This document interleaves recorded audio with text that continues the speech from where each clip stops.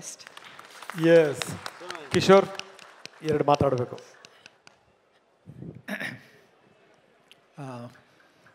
ಇಲ್ಲಿಗೆ ಬರ್ತಾ ಟ್ರಾಫಿಕ್ನಲ್ಲಿ ಎಷ್ಟು ಟ್ರಾಫಿಕ್ ಅಂದರೆ ನಾನು ಲೇಟಾಗಿ ಬಂದೆ, ಅದಕ್ಕೆ ಕ್ಷಮೆ ಇರಲಿ. ಬಟ್ ಅಲ್ಲಿ ಟ್ರಾಫಿಕ್ ಪೊಲೀಸರನ್ನ ನೋಡ್ತಾ ಬಂದೆ, ಎಷ್ಟು ಕಷ್ಟದ ಕೆಲಸ ಅಂತ ನಾವು ಇಮ್ಯಾಜಿನ್ ಕೂಡ ಮಾಡಲಿಕ್ಕಾಗೋದಿಲ್ಲ. ನನಗನ್ಸುತ್ತೆ ಕಷ್ಟದ ಜೊತೆಗೆ ಅತೀ ಹೆಚ್ಚು ಒತ್ತಡದಲ್ಲಿ ಮಾಡೋ ಕೆಲಸ ಇದು ಪೊಲೀಸ್ ಕೆಲಸ ಅಂತ ಅನ್ಸುತ್ತೆ. ಒಂದು ಮೇಲ್ಗಡೆ ಅಧಿಕಾರಿಗಳಿಂದ, ಅದಕ್ಕಿಂತ ಮೇಲೆ ರಾಜಕಾರಣಿಗಳಿಂದ, ಈ ಕಡೆ ಬಂದರೆ ನಾವು ಜನಗಳಿಂದ.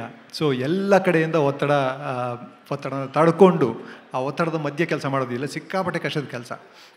ಯಾಕಂದರೆ ನಾನು ಇವತ್ತು ಇಲ್ಲಿದ್ದೀನಿ ಅಂತಂದರೆ ನನಗೆ ಅದರಲ್ಲಿ ಹೆಚ್ಚು ಪಾಲು ಪೊಲೀಸ್ನವ್ರದ್ದು ಇರುತ್ತೆ. ಯಾಕಂದರೆ ಪೊಲೀಸ್ ಪಾತ್ರಗಳನ್ನು ಮಾಡಿಕೊಂಡೇ ನಾನು ಇಲ್ಲಿಗೆ ಬಂದಿದ್ದು. ಇವತ್ತಿಗೂ ಪೊಲೀಸ್ ಪಾತ್ರಗಳನ್ನು ನಾನು ಬಿಟ್ಟಿಲ್ಲ. ನನಗನ್ಸೋದು ಹೆಚ್ಚು ಕಡಿಮೆ ನಾವು ಶಿವ ವಿಷ ಕೊಡೋದ ಕತೆ ಕೇಳಿದ್ದೀವಲ್ಲ, ವಿಷಕಂಠನ ಕತೆ. ಪೊಲೀಸ್ನವರು ವಿಷಕಂಠರೆ ಅಂತ ನನಗನ್ಸುತ್ತೆ.